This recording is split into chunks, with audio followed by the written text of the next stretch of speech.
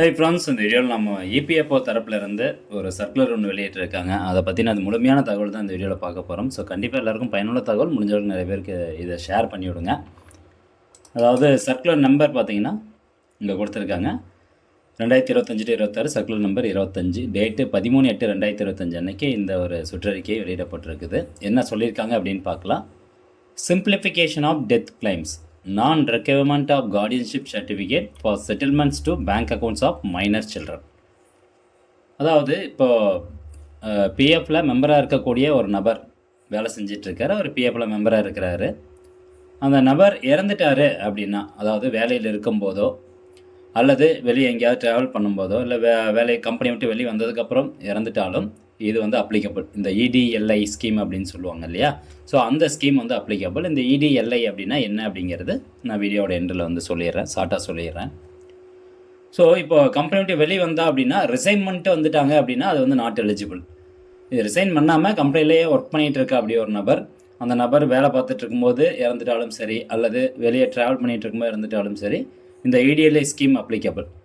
So இப்போ அந்த நபர் இறந்துட்டார், ஆனால் அவருடைய குழந்தைக்கு வந்து 18 வயசு கீழே தான் இருக்காங்க, மைனர் சில்ட்ரனாக இருக்காங்க. அப்படிங்கிற பட்சத்தில் இதுக்கு முன்னாடிலாம் கார்டியன்ஷிப் சர்டிஃபிகேட் வந்து கேட்பாங்க.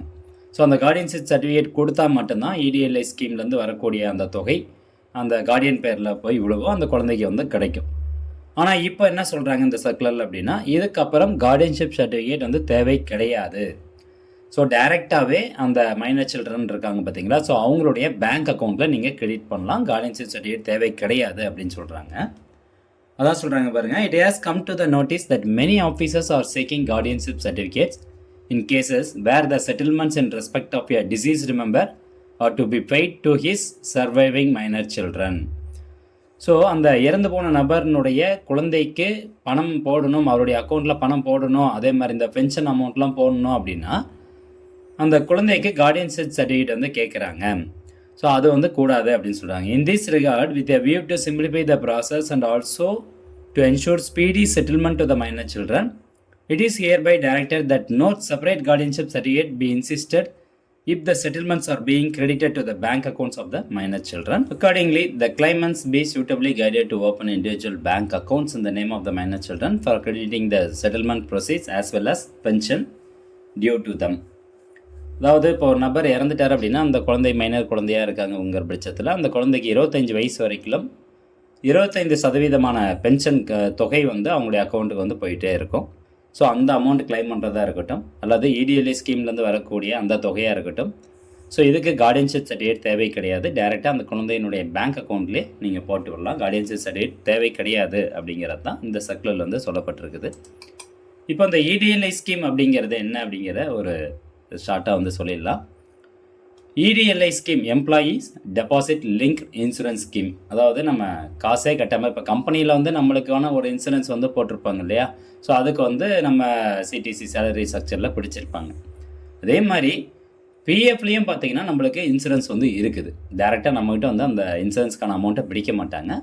அந்த தொகையை வந்து எம்ப்ளாயர்கிட்டேருந்து வாங்கிடுவாங்க. எம்ப்ளாயர்னால் யார், நம்ம கம்பெனி ஒர்க் பண்ணுற கம்பெனி பேர் இருக்குது பார்த்தீங்களா, ஸோ அந்த கம்பெனி தரப்பில் இருந்து இந்த இடிஎல்ஐ ஸ்கீமுக்கு மாதம் ஒரு பர்டிகுலர் தொகை வந்து செலுத்திட்டு வருவாங்க, இன்சூரன்ஸ் மாதிரி.